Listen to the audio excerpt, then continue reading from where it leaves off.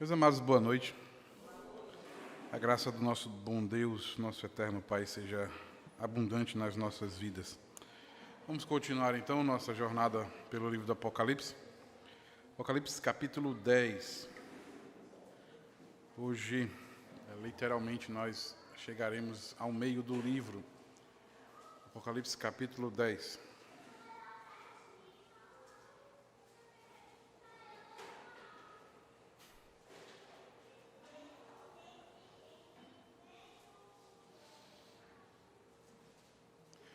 Apocalipse capítulo 10.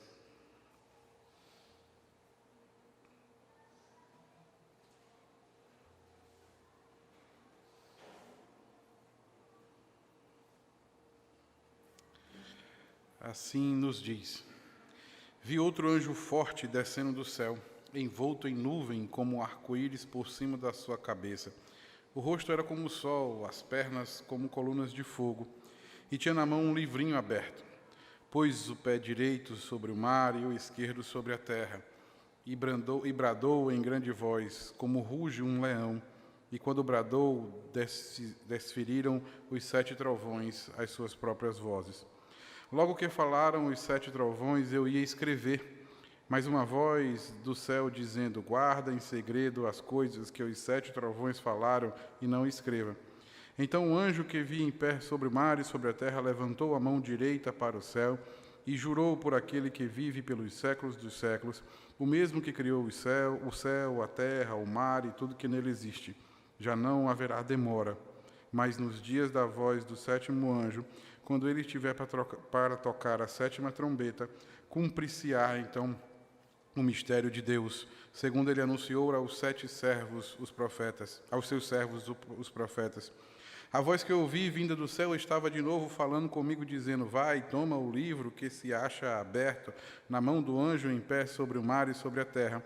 Fui, pois ao anjo disse-lhe que me desse o livrinho. Então ele me falou: toma-o, devora-o. Certamente ele será amargo ao teu estômago, mas na tua boca doce como mel.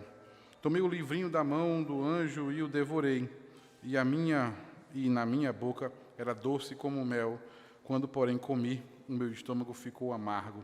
Então me disseram: é necessário que ainda profetizes a respeito de muitos povos, nações, línguas e reis. Amém. Louvado seja o teu nome, Pai, por tua palavra. Bendito seja, exaltado seja, ó Deus eterno. Por isso te suplicamos a tua iluminação. Que, ó Deus grandioso, aquilo que parece não saltar aos nossos olhos, que parece não ser compreensível ao nosso entendimento, nós te suplicamos que tu revele a nós. Que, ó Deus grandioso, que através da tua instrução, através do teu conhecimento, tu, ó Deus eterno, nos edifique. Tu nos dê esperança, assim como deste aquelas 7 igrejas, e tem dado esperança no decorrer de todos os séculos até o dia de hoje. Fica conosco, ó Pai, em nome do Senhor Jesus. Amém. Meus amados irmãos, nós chegamos a um intervalo, que eu costumo dizer é um intervalo para nós tomarmos um café. Se pararmos para prestar atenção e relembrarmos alguma coisa, nós vamos perceber que esse mesmo intervalo aconteceu há 3 capítulos atrás, quando os 7 selos que selavam o livro, que se encontrava na mão direita de Deus, quando esses 6 selos foram abertos, o Senhor abriu um parêntese, abriu uma pausa, para demonstrar de que aonde é que o seu povo, onde é que se encontrava o seu povo, aonde é que esse povo estava, no meio de todos aqueles selos, de todos aqueles flagelos, de todas aquelas coisas que aconteciam como sinais da volta do Messias. Depois, no 7º selo, quando ele deu essa pausa no capítulo 7, nós vimos muito claramente de que aqueles que foram selados, que foram literalmente selados pelo sangue do Cordeiro, que as suas vestes foram alvejadas pelo sangue do Cordeiro, quando vimos que estes estavam guardados, quando vimos que as suas orações, que as nossas orações haviam chegado aos céus, quando vimos que o altar de incenso estava cheio por conta das nossas orações e que não deveríamos temer nem o que estava acontecendo e nem também o que haveria de vir, o Senhor, então, manda chamar os 7 anjos. e esses 7 anjos passam a tocar as 7 trombetas, e vimos que assim como os 7 selos que traziam indicativos da vinda do Messias, as sete trombetas também trazem indicativos da vinda do Messias, com a distinção de que as 7 trombetas eram juízos muito mais dolorosos com relação a isso. Vimos que assim como se dividia os 7 primeiros selos em os 4 primeiros, depois o 5º e o 6º, depois o 7º selo, assim também as trombetas são divididas. E da mesma forma como no meio entre a 6ª e a 7ª trombeta existe um intervalo para mostrar para o povo, onde o povo se encontra no meio de tudo isso, a mesma coisa acontece aqui. Então, o capítulo 10 e o capítulo 11 é novamente uma pausa até que a 7ª trombeta seja tocada. É importante só nós lembrarmos, e isso precisa ficar muito claro nas nossas mentes, que a 7ª trombeta é o dia da volta do Messias. A 7ª trombeta é o dia que tanto Paulo vai dizer aos Tessalonicenses, como vai dizer aos Coríntios, como o próprio texto nos diz, como o próprio Senhor nos diz no Sermão do Monte, no capítulo 25 de Mateus, que no ressoar da última trombeta, na voz do arcanjo, quando se tocar a última trombeta, e assim haverá de chegar o fim. Então, literalmente, e esse intervalo ele se encontra no meio do livro do Apocalipse, você tem 11 capítulos para a esquerda e 11 capítulos para a direita, já que o livro tem 22 capítulos. Esse intervalo se encontra no meio do livro, exatamente porque antes de se tocar a última trombeta, antes de se anunciar a última trombeta, é necessário se entender onde é que o povo de Deus está no meio de tudo isso. Nós percebemos e viemos ouvindo e olhando parte por parte de que até agora todos os selos, e dentro do último selo, o 7º selo, se encontra as 7 trombetas, todos esses selos e essas trombetas eles são indicativos da volta do Messias. Então, tanto as guerras dos 4 primeiros cavaleiros, quanto aquilo que acontece na abóbada celestial, ou seja, os eclipses, a lua de sangue. Semana passada tivemos mais uma vez uma lua, uma mega lua, e eu sei que a gente acha aquilo bonito, eu sei que a gente acha isso maravilhoso, mas antes de mais nada, isso é para lembrar para nós, todas as vezes, de que Jesus está voltando, de que o Messias está voltando. Assim como amamos ver o arco-íris e muitas das vezes jogamos até a água para cima para olharmos o arco-íris, mas isso é para lembrar da aliança que Deus fez para com o seu povo. Novamente, a lua serve para isso, e até conversava com Kelly dizendo que as fases da lua, na verdade, são eclipses, e esses eclipses, na verdade, servem, como a gente viu, no 6º e no 5º e no 6º selo, servem para mostrar para nós de que Jesus ele está voltando, e isso é iminente para todos nós. Vimos especificamente nas seis trombetas que foram tocadas até agora, as 4 primeiras, que lembram do vulcão, das tragédias naturais que acontecem.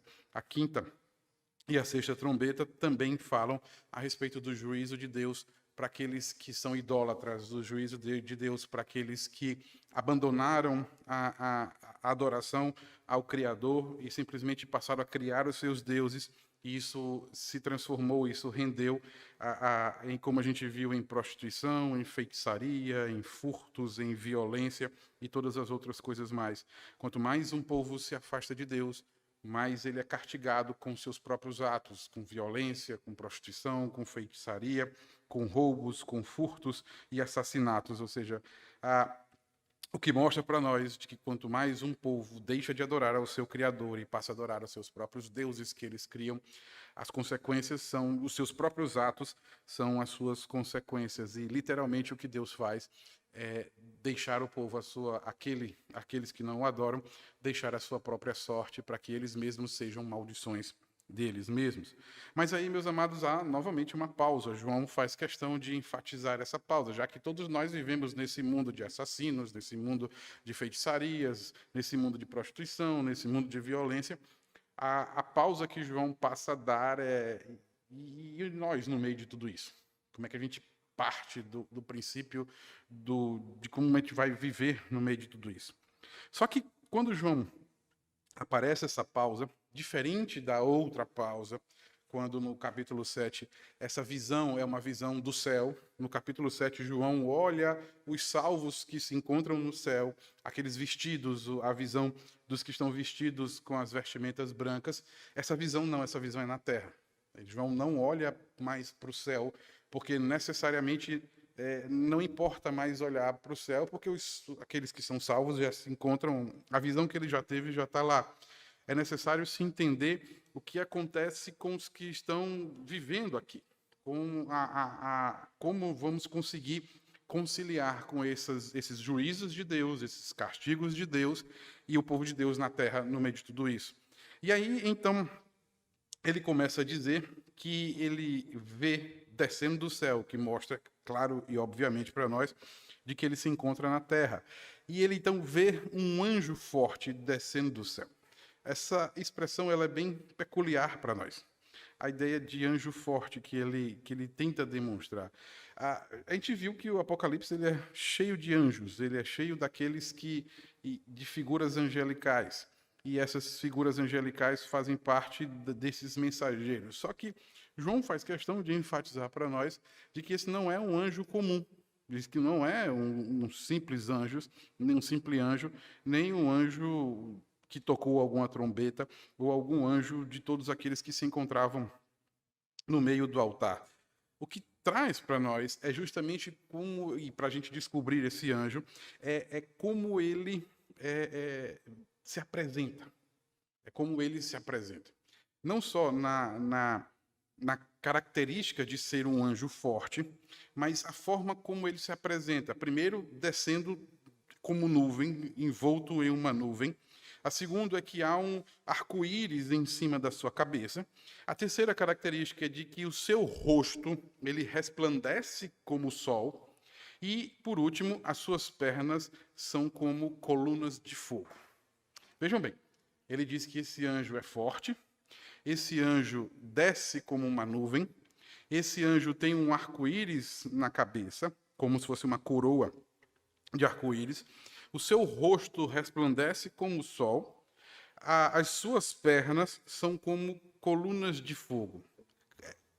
E a gente já viu que a melhor forma que nós temos de interpretar as figuras que João coloca para nós é nos remetendo ao Antigo Testamento, já que essa era a Bíblia que as 7 igrejas liam.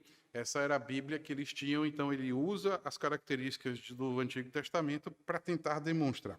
A primeira delas que é justamente este anjo forte, que vem vestido, que vem no meio, que vem cingido no meio de uma nuvem. E cá para nós que não precisaríamos nem irmos longe para o Antigo Testamento para entendermos de quem é aquele que há a promessa de voltar descido numa nuvem.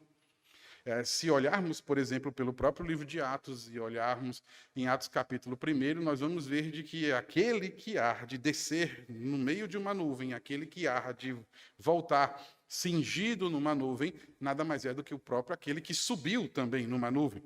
Mas todas as vezes, e já crendo, vamos dizer assim, crendo que as 7 igrejas da Ásia Menor, elas não tinham ainda Atos como uma Bíblia, Atos como um livro inspirado por Deus, como nós temos hoje.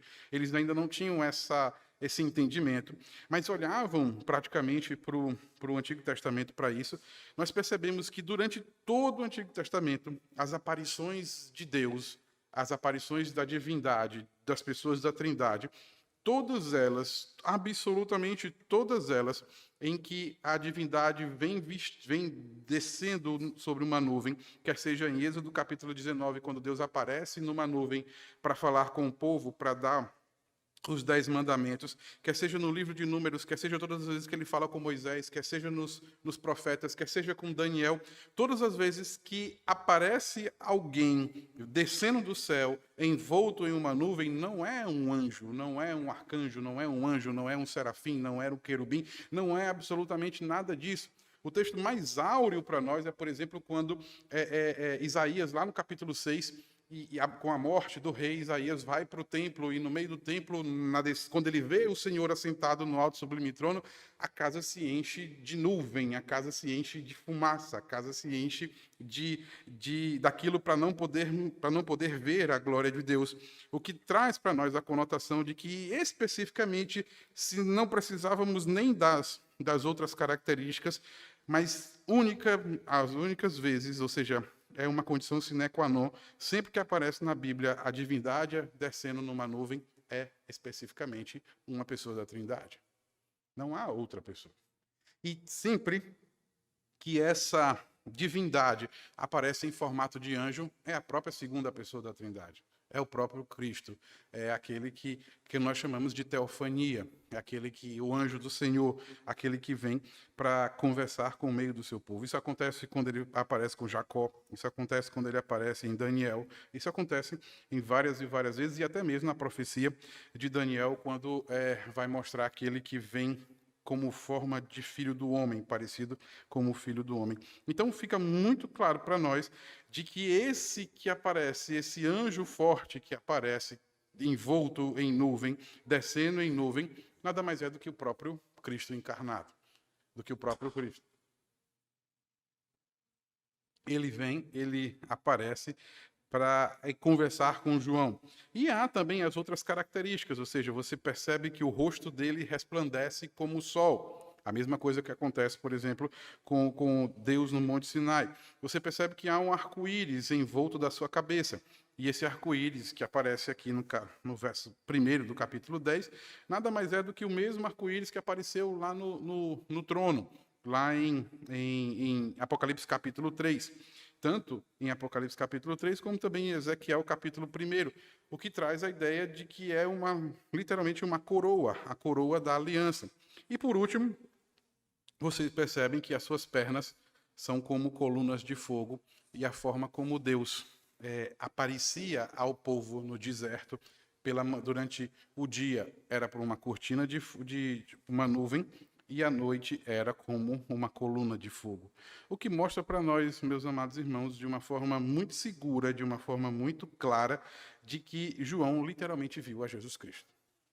Esse anjo forte a qual ele se refere, esse anjo forte a qual ele mostra para nós que desce, esse anjo é literalmente a segunda pessoa da Trindade. O Senhor Jesus Cristo saiu do lado de Deus, do trono, e veio então falar com João. E essa forma, esse decorrer, esse quadro que João pinta, nada mais é do que para demonstrar de que o juízo de Deus havia chegado, de que literalmente o dia da glória chegou.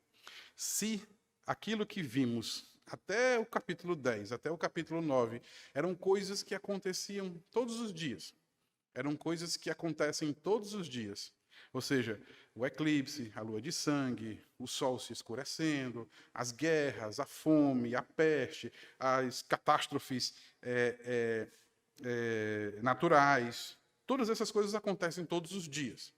A partir daqui, a partir desse intervalo, e aí por isso é literalmente um fiel da balança, é uma pedra que mostra, que faz com que gire a chave, vamos dizer assim.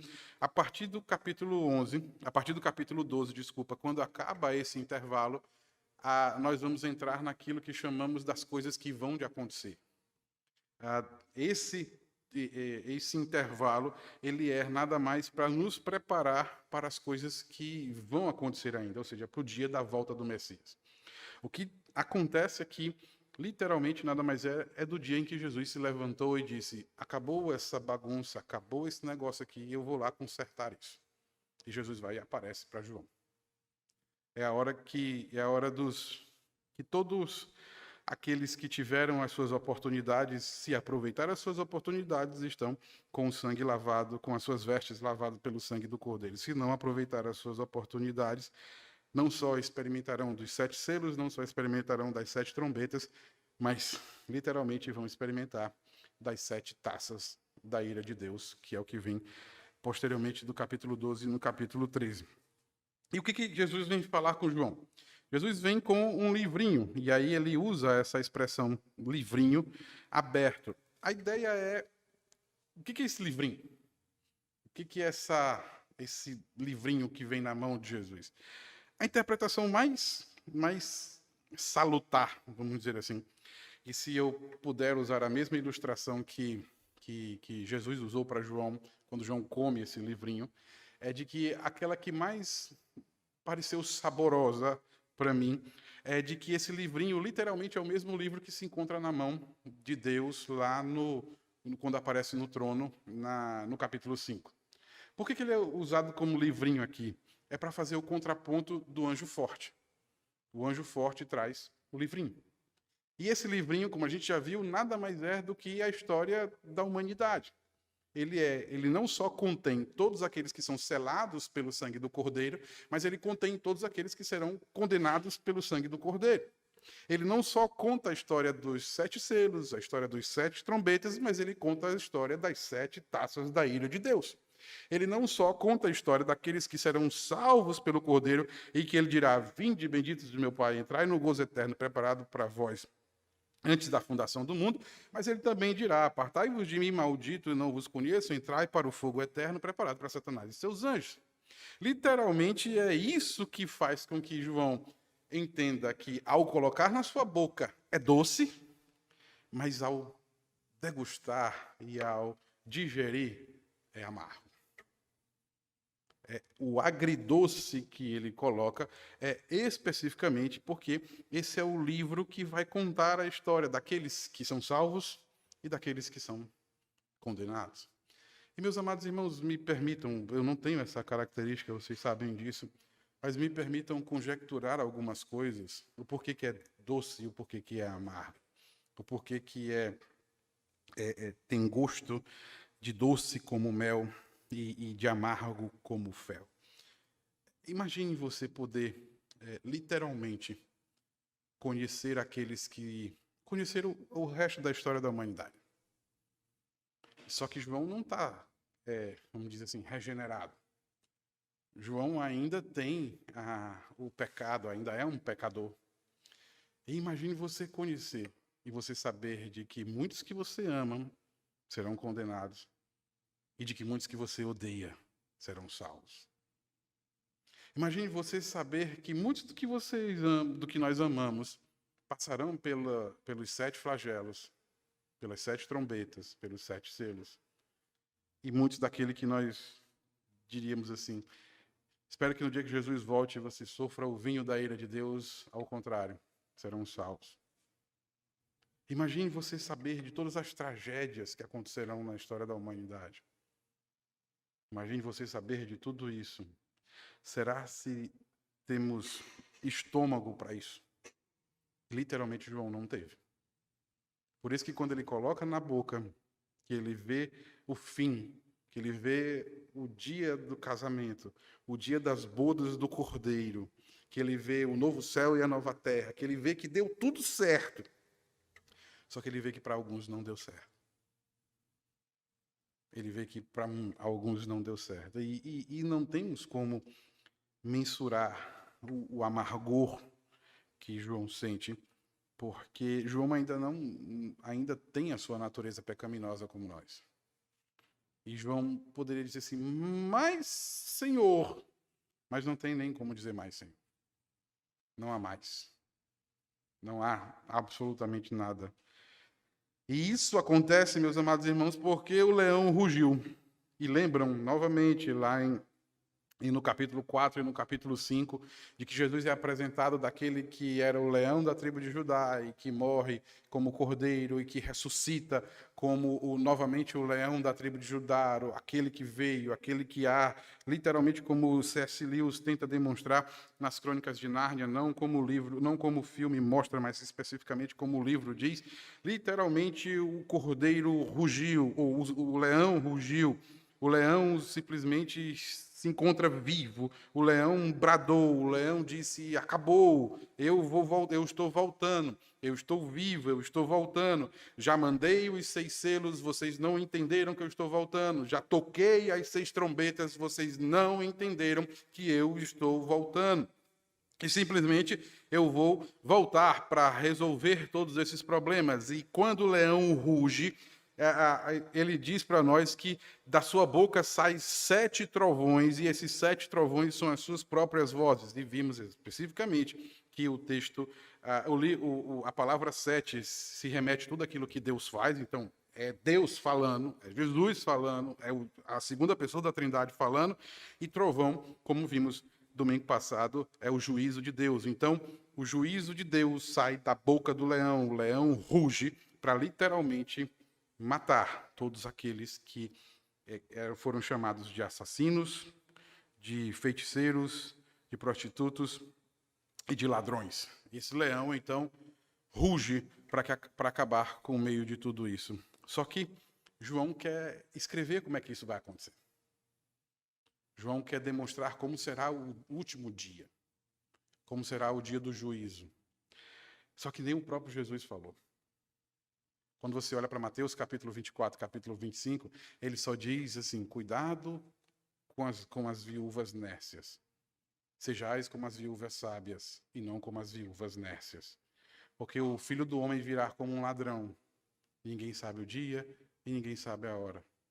O próprio Senhor Jesus, ao anunciar da mesma forma como ele diz no dia que ele vai voltar, ele simplesmente propõe parábolas. Ele não diz como vai ser.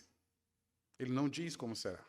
E João, ao saber disso, ao ouvir o bradar da voz do leão, ao ver como vai ser, ao ver como Jesus vai resolver todos os problemas da humanidade, recriar a humanidade no dia do juízo, o leão impede e diz: não, senhor, você não vai falar não. Porque eles já tiveram os selos e já tiveram as trombetas. E não só isso, mas eles já tiveram os profetas para que pudessem ouvir todas essas coisas. Mas eles não deram trela para isso. Acabou, não tem mais chance nenhuma. Não tem mais. Acabou. E João, então, é impedido de escrever essas coisas, ele é impedido de falar como é que vai ser. Só que o que chama a atenção para nós é o verso de número 5. E isso aqui a gente precisa entender porque vai aparecer lá um pouquinho mais na frente. Que é por que esse anjo, por que o Cristo coloca um pé sobre o mar e coloca o outro pé sobre a terra? O que é essas distinções das duas coisas? Para que não, vamos dizer assim, para que não perca a graça, quando nós formos olhar as duas bestas aqui em médio da terra e aqui em médio do mar, e não se preocupem que não é o Tiamat, o dragão da Caverna do Dragão, apesar de que a figura é a mesma, 7 cabeças, tá? Uma cospe fogo, outra cospe gelo, é a mesma coisa, porque é um ser mitológico. Então, é a mesma figura que o autor da Caverna do Dragão pega, da figura grega, é a mesma figura que João tenta ilustrar. Mas a ideia é de que Jesus coloca o pé, ele finca a sua autoridade, ele finca o seu poder, tanto sobre a humanidade, que é o mar, como sobre as autoridades, os reis, que é a terra. E a gente percebe muito claramente isso quando você vai olhar lá no final do capítulo 11. Quer ver? Olhe para a sua Bíblia. Lá no final do capítulo 11, você vai ver que que João muda a fórmula, na verdade.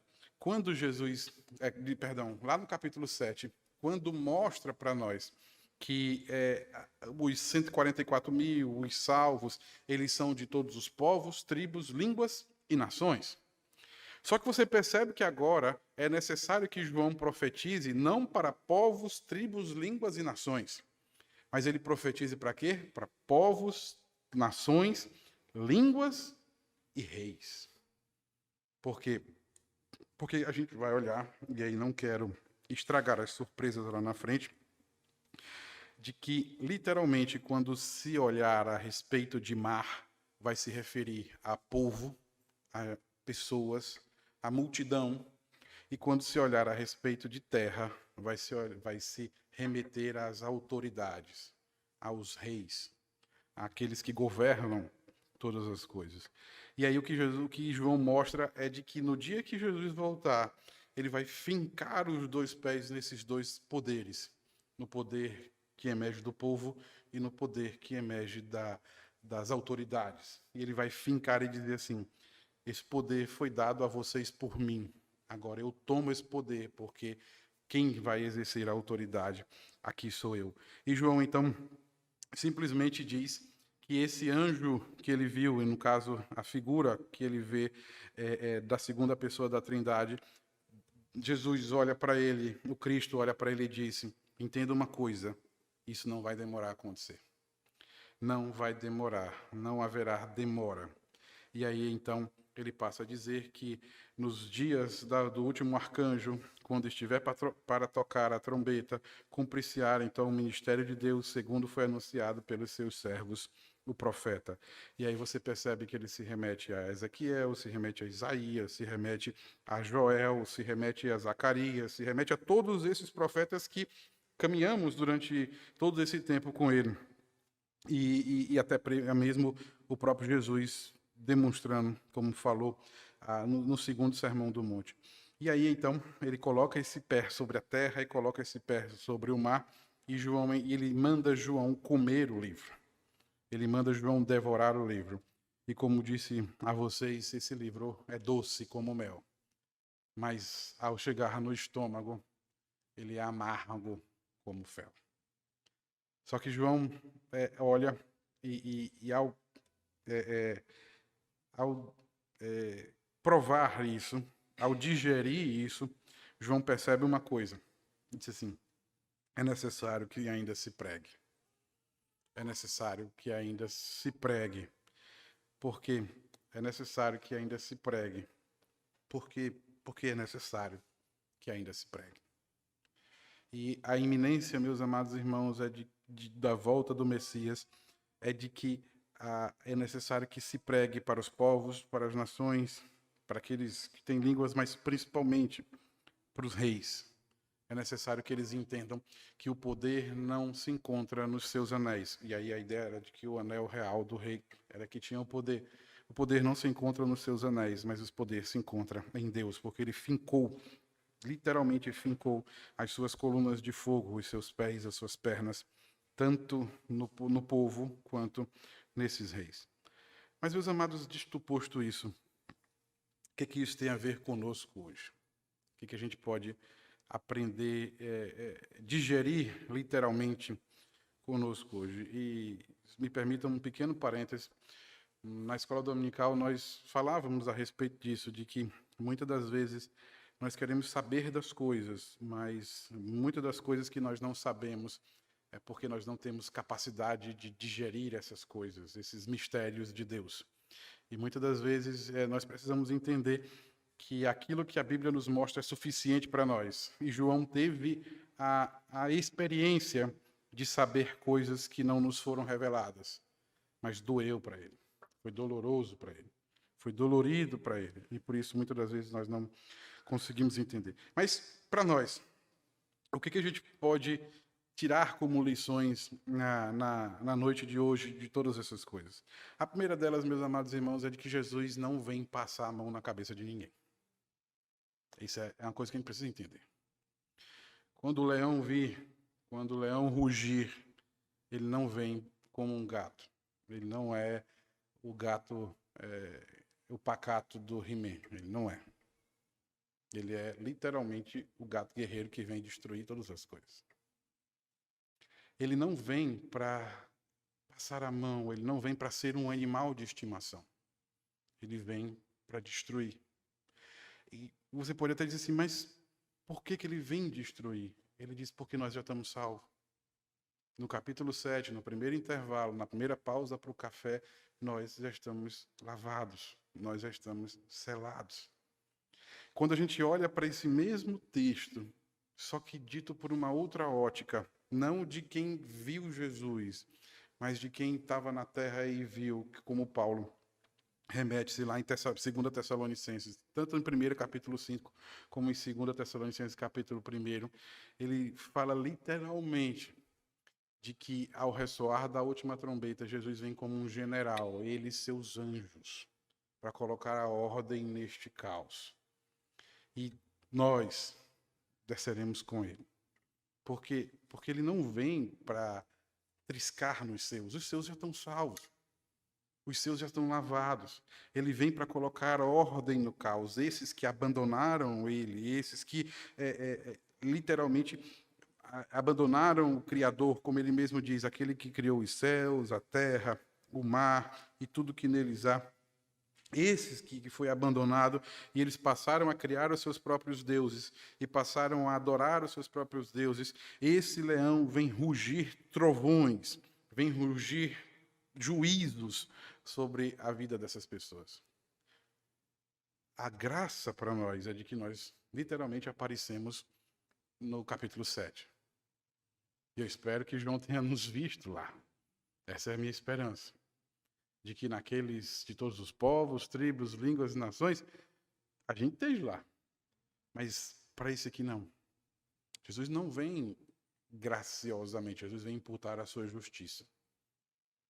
E eu fico muitas das vezes olhando, principalmente do mundo que nós vivemos, de que assassinos, feiticeiros, idólatras, lascivos, é literalmente o mundo em que vivemos. E as pessoas amam esse mundo que vivemos. Só que, na verdade, o leão vem rugindo, o leão vem bradando, e ele vem bradando juízos. E quando ele vier, ao ressoar da última trombeta despontada, da última trombeta, acabou. Não tem mais jeito. E a todos aqueles que ainda não renderam a esse leão, ao leão da tribo de Judá, que eu espero que possam render todo o tributo, toda a honra e tê-lo como seu Salvador. A segunda lição que o texto ensina para nós, meus amados irmãos, além de que não há, além da iminência, não há de se demorar, é de que isso que há de acontecer, isso que há de ser, Jesus vem literalmente botar ordem no caos. E o fincar dos seus pés demonstra a sua soberania, a sua autoridade. Eu sei que nós vivemos tempos, e isso acontece de 2 em 2 anos no nosso país. Nós vivemos tempos de achar que pessoas é que darão destino para as nossas vidas. De que pessoas é que haverão de dar destino para as nossas vidas. E com o mundo globalizado em que vivemos, nós queremos nos meter até na briga dos ucranianos com os russos, sem estudar história e saber que um dia a Ucrânia e a Rússia fizeram parte do mesmo país chamado União das Repúblicas Socialistas Soviéticas. E nós achamos que ali é briga esquecemos, na verdade, que ali é briga de irmão brigando com irmão, por causa de um brinquedo chamado petróleo, mas deixa eu para o outro lado. Voltando aqui, a ideia, meus amados, é que o texto mostra para nós de que os pés desse Messias estão fincados no meio do povo e os pés desse Messias estão fincados no meio da terra, do meio do mar e no meio da terra, para demonstrar a sua autoridade. Quem comanda o povo é Jesus. Quem comanda o povo é o Messias. As massas não são manobradas por nenhum ser humano. Quem comanda o povo é Deus. A segunda coisa que ele mostra é de que quem comanda as autoridades, quem comanda a terra, é o próprio Deus.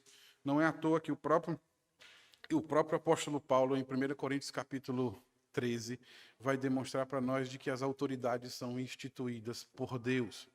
Não é à toa que o próprio Senhor Jesus chega ao pagar o tributo, manda pescar o tributo e o denário, e na esfinge ele olha e diz, o que está escrito na esfinge, qual é a esfinge que está escrita na moeda? Ele disse, é César, então dai a César o que é de César, mas acima de tudo, delegai tributo a Deus, que é de Deus. O que traz para nós muito claramente de que quem manda nisso, por mais averso que possa saltar aos nossos olhos, mas que quem manda nesse mundo, os pés que estão fincados, os fundamentos desse mundo, pertencem àquele que morreu e ressuscitou, ao cordeiro que foi morto, mas ao leão que ressuscitou.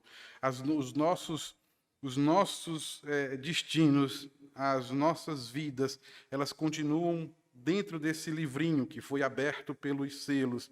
E esse livrinho continua na mão daquele que é o leão da tribo de Judá. E esse livrinho contém todas as coisas, por mais tristes que possam ser algumas histórias, e por mais doces que possam ser outras histórias, mas quem comanda essas histórias é o leão que ruge, o leão da tribo de Judá. Então, a nossa esperança, meus amados irmãos, não se encontra nem no nosso suor, nem no suor do nosso braço, e muito menos no suor daqueles que foram outorgados governar algum povo. Mas a nossa esperança se encontra nesse anjo forte que desceu do céu em uma nuvem, como o próprio anjo nos avisou lá em Atos capítulo 1, que assim como vimos ele subir, haveremos de ver ele descer. Esse mesmo anjo que é aquele que traz consigo a coroa de arco-íris, a mesma coroa que se encontra no trono de Deus. Esse mesmo anjo é aquele que tem o seu rosto resplandecente como o sol. E esse mesmo anjo é aquele que guia o seu povo através das suas colunas, as colunas de fogo. Então, meus amados irmãos, é nesse que devemos ter esperança.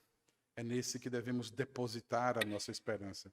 Nem no nosso braço forte, que de forte não tem nada, e nem em expectativas de qualquer pessoa, mas devemos nos esperançar no leão da tribo de Judá, que ruge, que reina e que governa. Que eu espero que você digira isso, que você rumine essas duas lições, de que o leão vem, e ele vem não para amaciar, não para acariciar, mas ele vem para dar juízo, mas também de que é nele que devemos devotar toda a nossa esperança, toda a nossa angústia e toda a nossa capacidade nesse nosso Salvador, o Senhor Jesus Cristo. Que Deus nos abençoe e nos guarde.